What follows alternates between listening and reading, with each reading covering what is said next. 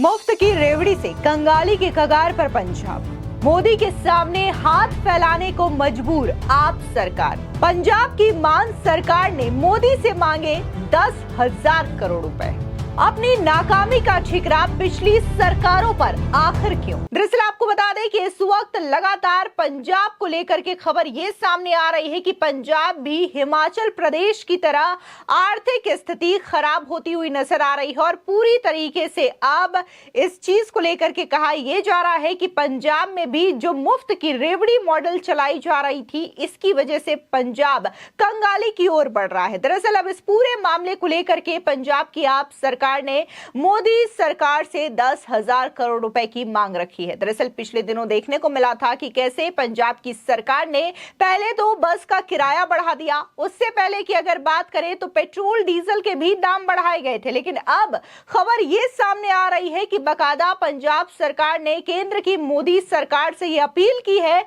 कि उन्हें 10,000 करोड़ रुपए दिए जाएं, जिससे पंजाब की आर्थिक स्थिति को सुधारा जा सके। दरअसल पंजाब सरकार ने चालू वित्तीय वर्ष में अपने कर्ज की सीमा बढ़ाने की मांग केंद्र सरकार के सामने रखी है। दरअसल सरकार ने कर्ज सीमा 10,000 करोड़ बढ़ोतरी की मांग की है। इसके लिए सरकार की ओर से वित्त मंत्रालय को पत्र लिखा गया है। वित्तीय संकट से जूझ रही सरकार ने पत्र में अपने खर्च का हवाला दिया है। सरकार को लगता है कि मौजूदा सालाना कर्ज सीमा से मौजूदा वित्तीय साल की भरपाई नहीं होगी। सरकार आर्थिक कर्ज उठाकर अपने खर्चों की पूर्ति करना। आपको बता दें कि साल 2024-25 के लिए पंजाब में कर्ज की सीमा 30,46,492 करोड़ रुपए है, जिसमें से जुलाई तक सरकार ने 13,994 करोड़ का कर्जा उठा रखा है। इसके अलावा सरकार ने चालू वित्तीय साल में 10,000 करोड़ कर्ज सीमा की और जरूरत है। वित्तीय साल 2023-24 में सूबा सरकार ने कर्ज लेने की सीमा को 45,730 करोड़ रुपए तक थी, लेकिन अब इसे बढ़ाने की मांग भगवंत मान की सरकार से ओर से की गई है। आपको बता दें कि गत वर्ष एक बार केंद्र सरकार पंजाब की कर्ज सीमा में 23,087 करोड़ की कटौती की गई थी। अगस्त महीने में हुई कैबिनेट मीटिंग में केंद्रीय वित्त मंत्रालय को कर्ज सीमा बढ़ाने के लिए पत्र लिखने को मंजूरी दी गई थी। राज्य सरकार ने पत्र में दलील दी है कि पिछली सरकारों से उन्हें कर्ज विरासत के रूप में मिला है, जिसे वापस किया जाना है। पंजाब सरकार की ओर से 69,867 करोड़ रुपए कर्ज की अदायगी की जानी है। इसी के साथ ही कहा गया कि 23,900 करोड़ की राशि केवल कर्ज और ब्याज की अदायगी है।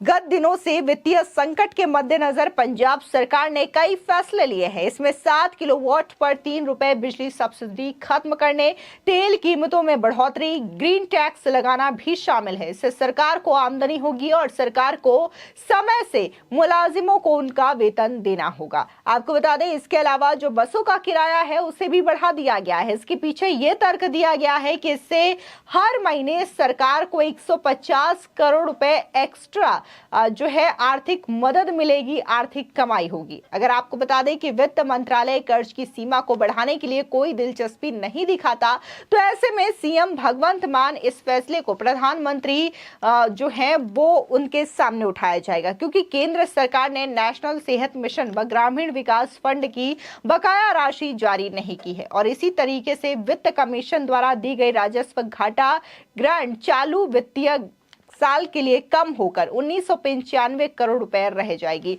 यानी कि सीधे तौर पर भगवंत मान की सरकार ने केंद्र सरकार से यह अपील की है, बकायदा वित्त मंत्रालय को खत लिखा गया है कि उन्हें 10,000 करोड़ रुपए दिए जाए, जिससे कि पंजाब की जो आर्थिक तंगी का सिलसिला चल रहा है वो वापस पटरी पर आ सके। आपको बता दें कि अब इसको लेकर के जो पेट्रोल डीजल के दाम बढ़ाए गए हैं, बसों का किराया बढ़ाया गया है कि इससे सरकार की कुछ आमदनी हो। हालांकि इसके पीछे स्पष्ट तौर से जनता ही परेशान होगी, क्योंकि जनता का जेब काटा जा रहा है और इसकी वजह से जनता पूरी तरीके से त्रस्त है। अब इसको लेकर के बीजेपी के राष्ट्रीय प्रवक्ता शहजाद पूनावाला ने भी बड़ा हमला बोला है। उन्होंने साफ तौर से न सिर्फ पंजाब की मान सरकार को घेरा है बल्कि कांग्रेस पार्टी को भी घेरा है और उन्होंने कर्नाटक और हिमाचल की भी याद दिला डाली है। सुनिए बीजेपी के राष्ट्रीय प्रवक्ता शहजाद पूनावाला का ये बयान। जहां इंडी की सरकार आई वहां वहां महंगाई, लूट, बर्बादी, कंगाली लेकर आई। अभी कुछ दिन पहले पंजाब की सरकार, आम आदमी पार्टी की सरकार ने पेट्रोल और डीजल पर वैट बढ़ाया था 61 पैसे और 92 पैसे। बिजली पर दी जाने वाली सब्सिडी वापस ले ली थी। अब एक और झटका आम आदमी को, जिजिया टैक्स जैसे लगता है ना, वैसे जिजिया लगाने का काम, बस फेयर भी बढ़ाए गए हैं आम आदमी पार्टी की सरकार के द्वारा। और छोटा मोटा नहीं, बहुत बड़ा प्राइस राइज किया गया है। मतलब कि 23 पैसे प्रति किलोमीटर से लेकर 145 पैसे प्रति किलोमीटर ऑर्डिनरी बस पर, मतलब 100 किलोमीटर की यात्रा हो तो सीधे 145 रुपए की चपत, और अगर एसी बस हो तो उसमें और भी बढ़त हुई है। तो ये दिखाता है कि किस प्रकार से पहले सत्ता में आने के लिए लोक लुभावने वादे करना, लॉलीपॉप देना, सत्ता में आने के बाद तिजोरियां लूट में खाली कर देना, विज्ञापन में खाली कर देना, वादे पूरे ना कर पाना, और फिर उसके बाद आम आदमी पर ही बोझ डालना। और ये केवल पंजाब की बात नहीं है, हिमाचल में कांग्रेस ने यह मॉडल अपनाया। हिमाचल में वेतन देने के किस प्रकार से समस्या खड़ी हो गई थी, पेंशन देने की समस्या खड़ी हो गई थी, वहां पर भी कर्ज में डुबो दिया हिमाचल प्रदेश को। कर्नाटका में भी वही हाल है, वहां पर भी पेट्रोल, डीजल, दूध, स्टैम्प ड्यूटी, पानी, सबके दाम बढ़ा दिए। हाँ, लिकर प्रीमियम जो है उसके दाम घटा दिए। तो जहां जहां इंडी की सरकार, आम आदमी पार्टी या कांग्रेस की सरकार आई, वहां वहां लूट, महंगाई और बर्बादी लाई। पूरे देश में महंगाई की बात करेंगे और अपने राज्यों में पेट्रोल डीजल पर वैट बढ़ा देंगे, बस फेयर पर वैट बढ़ा देंगे, हिमाचल में डीजल पर वैट बढ़ा देंगे, पानी से लेकर दूध से लेकर बस फेयर से लेकर स्टैम्प ड्यूटी पर दाम बढ़ा देंगे कर्नाटका में। तो ये महंगाई एक विषय है पूरे देश में, पर अपने राज्यों में महंगाई बढ़ाते जाओ। आपको याद दिला दें कि आम आदमी पार्टी की सरकार दिल्ली में जब बनी थी तो उन्होंने बकायदा फ्री बिजली का वादा किया था। इतना ही नहीं, उन्होंने बस को लेकर के भी वादा किया था कि महिलाओं के लिए मुफ्त में बस सेवा दी जाएगी और कई तरीके की जो फ्रीबीज है वो जनता को दिया था, जिसके बाद दिल्ली में आम आदमी पार्टी की सरकार बन जाती है। और सेम यही मॉडल आम आदमी पार्टी की सरकार जो है वो पंजाब में भी अपनाती है।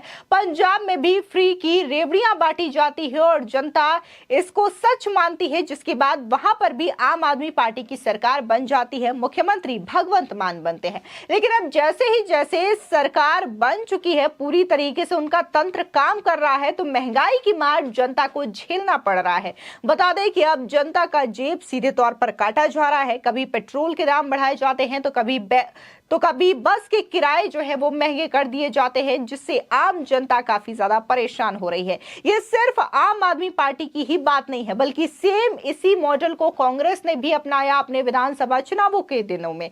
बता दें कि कर्नाटका में भी कांग्रेस ने यही वादा किया था कि कैसे अगर उनकी सरकार आएगी तो वो बसों का किराया फ्री कर देंगे, खासकर महिलाओं को फ्री बस सेवाएं दी जाएंगी। और जैसे ही कर्नाटका में सरकार बनती है, उसके बाद कांग्रेस का असली सच सामने आता है, वहां पर भी बसों का किराया बढ़ा दिया जाता है। अब इसी तरीके का मॉडल हिमाचल प्रदेश में अपनाया गया था, लेकिन आज सभी को पता है कि हिमाचल प्रदेश किस तरीके से आर्थिक संकट से जूझ रहा है।